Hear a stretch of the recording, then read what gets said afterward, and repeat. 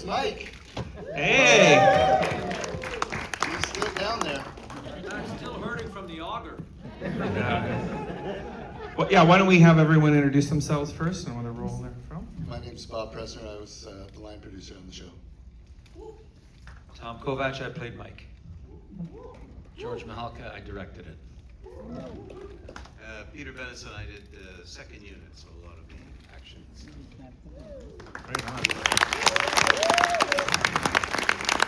So, George, did you think 45 years ago we'd be sitting here now in this big theater talking about this film? Oh, yeah.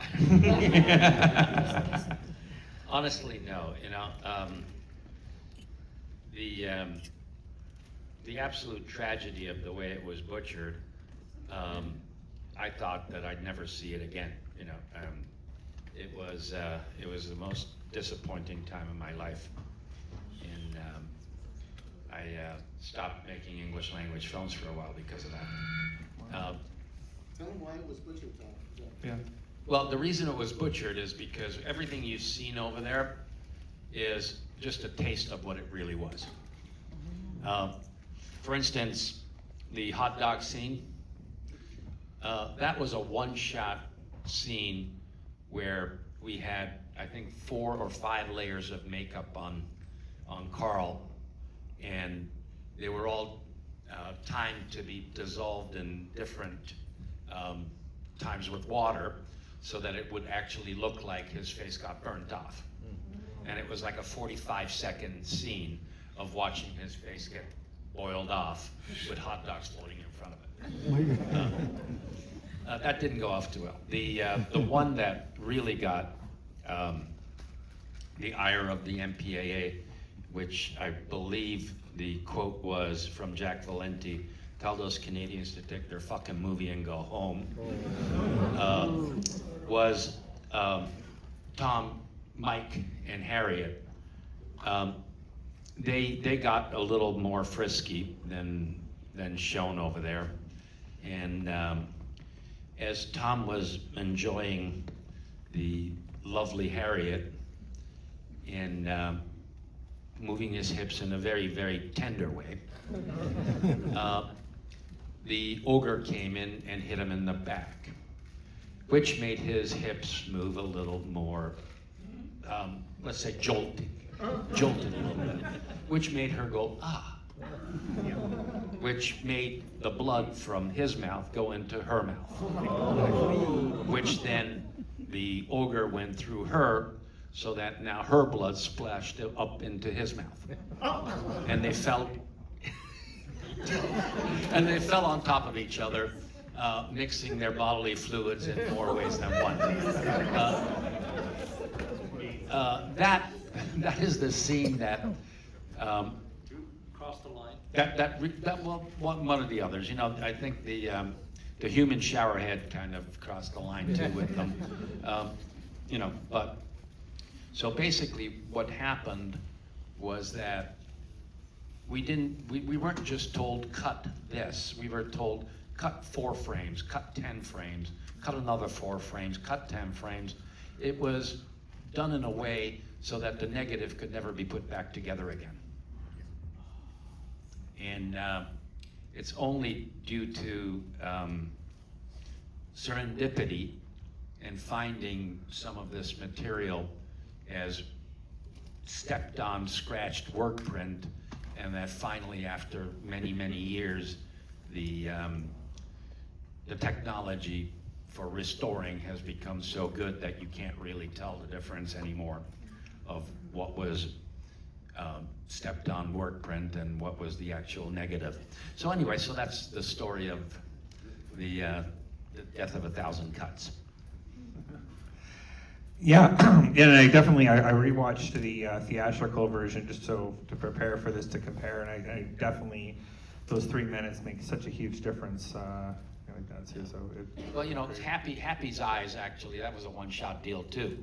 The pickaxe went underneath, and it came out the eyeball and pushed the eyeball out in one shot. One of the things, and that's thanks to Bob and being such a great producer, was that he allowed us to experiment with these one-shot, state-of-the-art things that were never done before in, I guess, analog. You know, because obviously this was all analog, right? Yeah, here, let me give Bob. Just to let you know how good the folks who were on our show were, I don't know if you've heard of a film, I think it's called Sinners. Yeah. There's a fellow who just got nominated for an Academy Award. His name is Kenny Diaz. Kenny Diaz did our special effects visual makeup prosthetics. Wow. Kenny, 46 years ago, when we were making the movie, was working with us. We brought him in from California. He was working with a company called the Berman Company. They were the best prosthetics people around. And that's how we were able to do things in one shot. And I can remember at 800 feet below sea level, having a very brief break with Happy, with the bartender, with his pickaxe stuck through his, he was walking around with the pickaxe and eating chips. I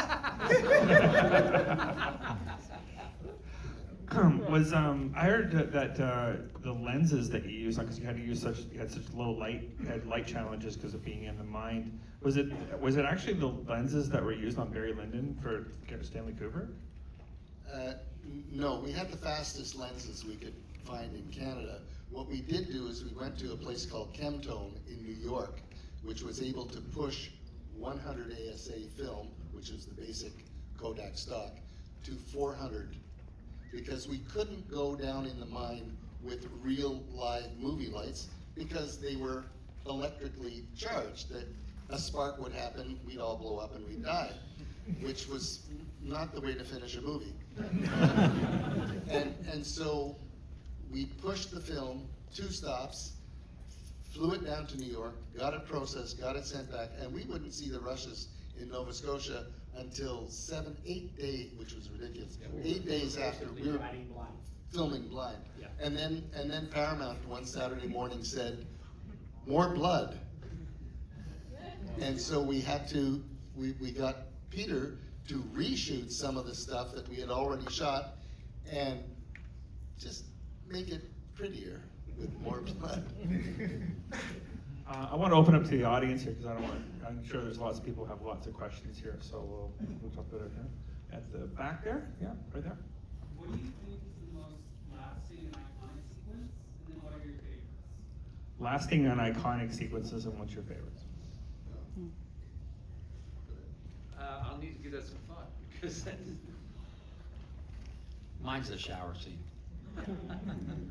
I just, the clothes falling, you know, that is exactly the way the miners would dry their clothes.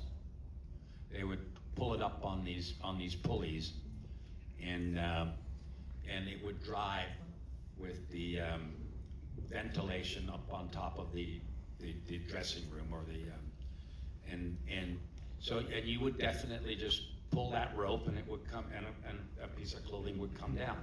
And I think it's when Bob and I were location scouting that we saw that and we said, oh, that's so cool, we got to make that into a kiln.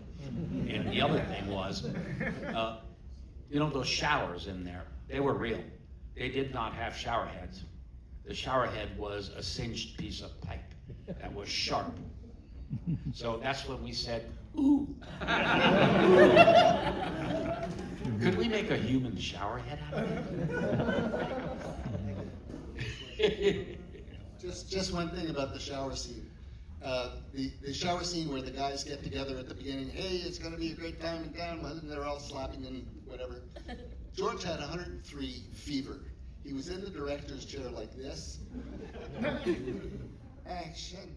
And he directed the best scene in the film.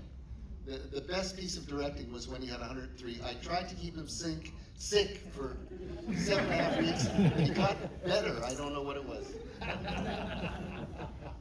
You have to tell me. you asked what's the most iconic scene And your favorite. and my favorite. It's not one particular scene. It was all the shots inside the mine itself.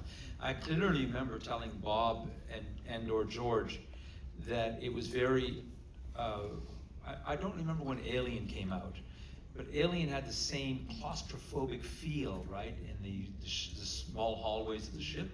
And it was the exact same thing in The Mine. There's this claustrophobic feeling that intensified the fear that everyone was feeling. And I thought that was very, very clever to set it in a mine. And hands. And a hand. Running away with no hands. Oh, I forgot about that. I was the one yelling the loudest, going, ah!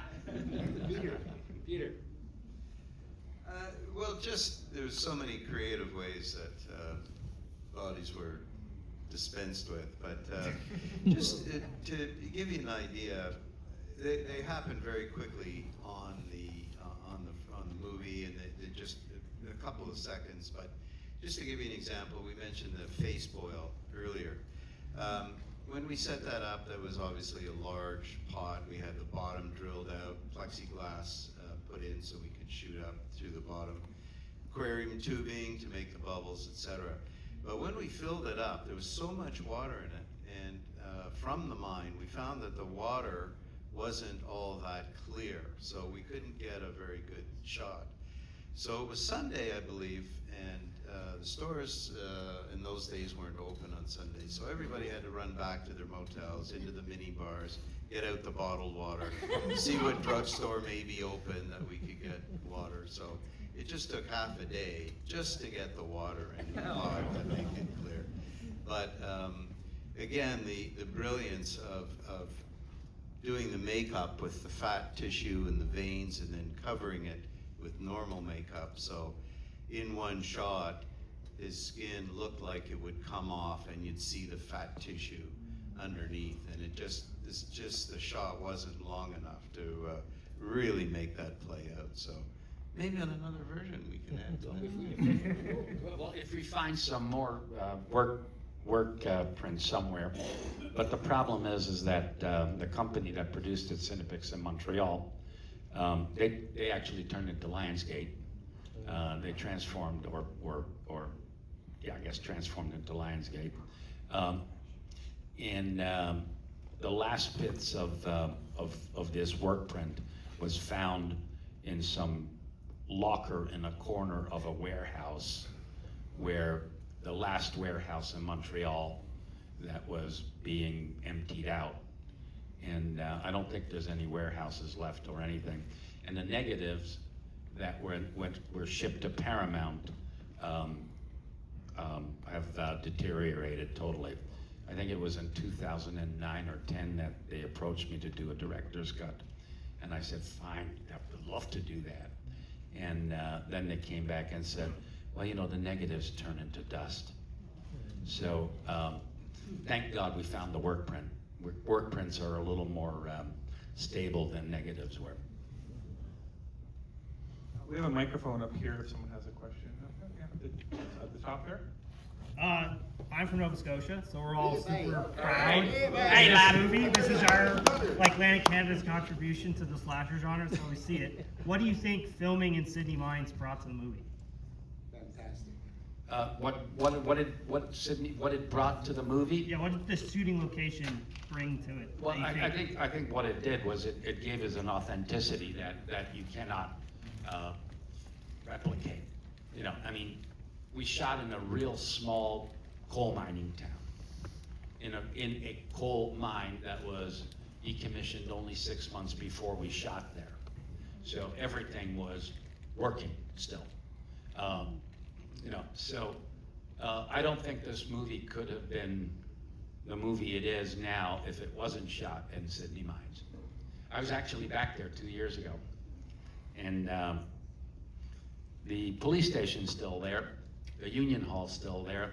The mine is now just a raised piece of ground with one huge big pipe sticking out of it for ventilation. And the cage is gone, the bar is gone, mostly everything is gone. Mabel's is gone. So here's something really funny. So George and I go to Nova Scotia. We go to a number of mines. We find this mine. It's a fabulous, fabulous It is dingy, it is dirty, it is gritty, it is exactly what we need. And we make the deal with the Lieutenant Governor of Nova Scotia. We're gonna film there, we're gonna hire more than 150 people on a weekly basis, real miners running the mines. And we go back 5 weeks before we're starting to film. They have painted it beautifully, a light gray, misty. It looked like Disneyland. It was God forbid that they. Oh my God. Mine would be shown. And fortunately, Chaba Curtis, Penny Hatfield, our production designer, got a crew in and dirtied the crap out of it. So the mine that you see in this big is human-made by we humans, not by the 100 years of coal mining that made it naturally that. They wanted it to look really good. I fully agree with George on filming in Sydney Mines lends such an authenticity to the movie and a believability. And I'm reminded of Jaws, because the studio pushed hard for Spielberg to film inside a studio. And he fought back and said, no, that will not be believable. We need to film on open water, despite all the complications with weather and all that. But like Jaws, it has that same authenticity and believability. Question up here? I heard gasps with disappointment when you described the negatives turning to dust.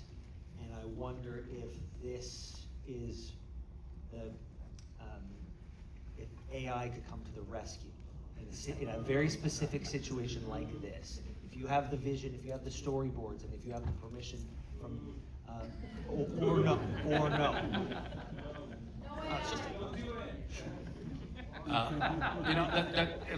Let's put it this way, the thought has crossed my mind, and then I said no. There's two things. A couple of years ago, there was a novelization, and I don't know but you can still probably find a copy of it somewhere, either on Amazon or something, where I worked with a writer to explain all these things. So if you read the novel, you will get exactly, and you will also get the backstory. You'll get the backstory of Mabel and the police chief and their hanky-panky and everything else that went along. The one thing I wanted to just say about the painting, again, thank God for Bob there, because to repaint the mine cost 50 grand. And so that means we started 50 grand over budget. And somehow or other we have to save that, because basically, it costs that much money to make it look like what we thought it should look like. But in one of the things I was just reaching out to all of these dear friends of mine is I'm been asked to write a book about Bloody Valentine. And so one of these days in the next year or two, hopefully earlier, once I get all their memories down, because I can't remember half of it anymore. You were sick. Well, yeah, I had 103 fever, so Bob would push me on the side and I go action, so I think that's it. I don't think we'll do AI, I'd rather make a new movie.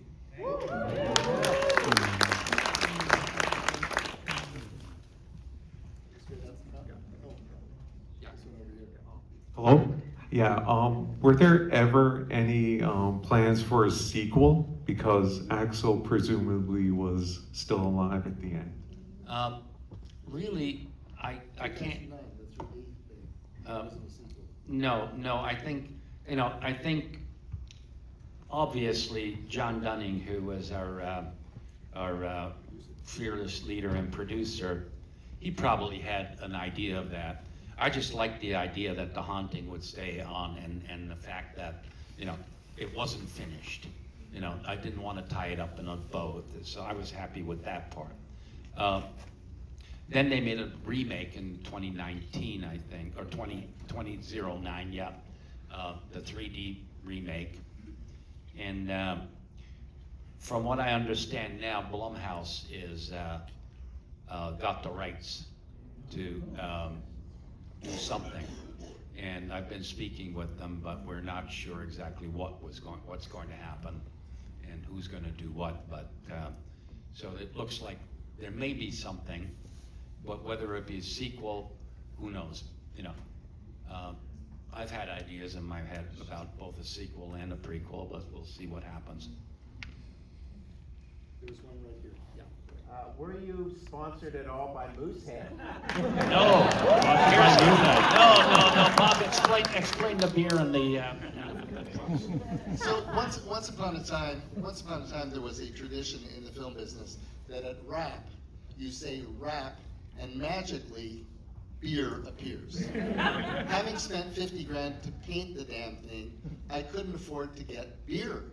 So we went to Moosehead, which was this local brewery, and we said, if you put 2 cases of 24 on our doorstep at every wrap that we call for the whole show, we'll put a Moosehead sign in the bar, neon, beautiful, Moosehead beer cans all over the place. And in the laundromat, that was The laundromat. my favorite, yeah. Just randomly in the laundromat.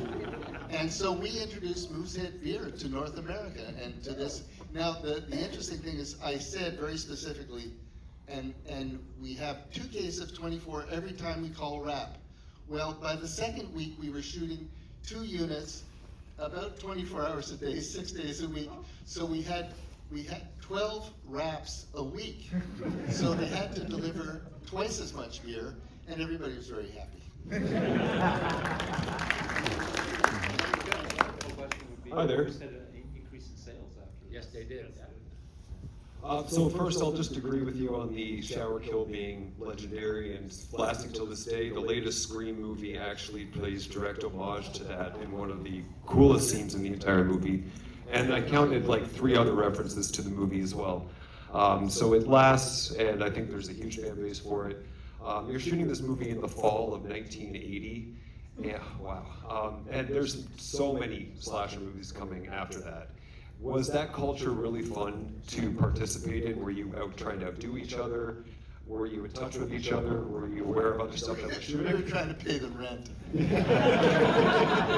No, really, honestly, no. To tell you the truth, I wasn't a big fan of either Halloween or Friday the 13th, only because I didn't find it real enough. I didn't find it scary because it wasn't. You know, it was just some weird guy who could walk slow and catch up to really fast-running teenagers. So what jokingly we used to call this one was Bob and I and Rodney Gibbons, who was the DOP, and John Baird, the writer, we used to jokingly say, we're making the Deer Hunter of horror films. And in a sense, you know, weirdly enough, Tarantino said the same damn thing, so I guess we weren't that wrong.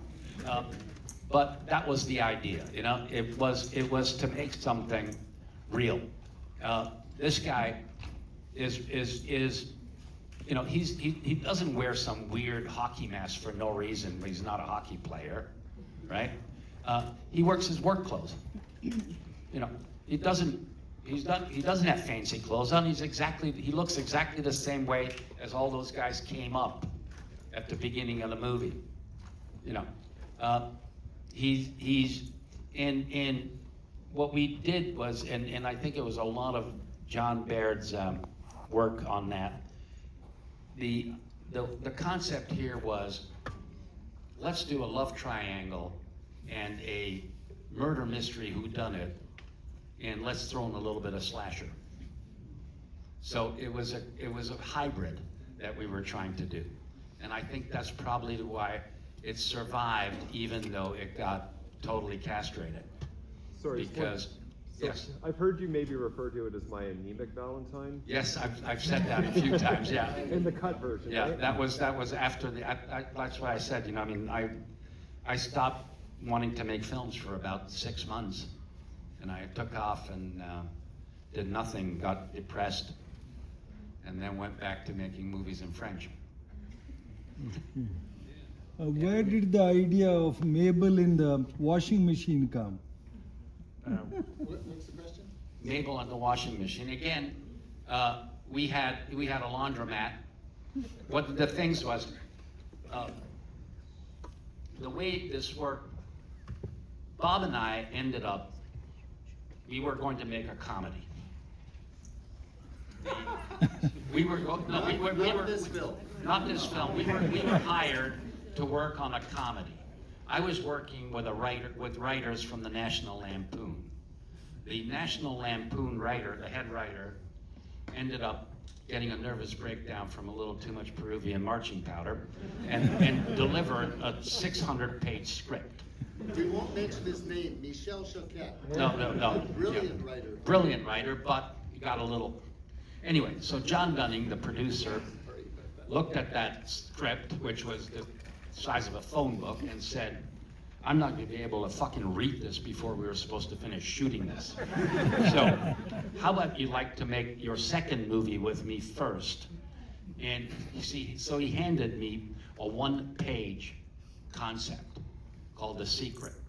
And I said to John, I've never made a horror movie before. And he looked at me and said, well, you never made a comedy before you made one. So then I talked Bob into going with me to Nova Scotia. We brought John Baird up from Los Angeles. And so while we were looking for the mines and all this stuff and finding locations, we were phoning in the shit that we found to John Baird, who was writing in Montreal. And he said, there's a great laundromat. What can we do with that? We can spin a tire. We can bake somebody in that, one of those industrial. So that's how it happened. We're out of time actually. We'll have to wrap things up, but I want to thank everyone for coming out and thank you for coming.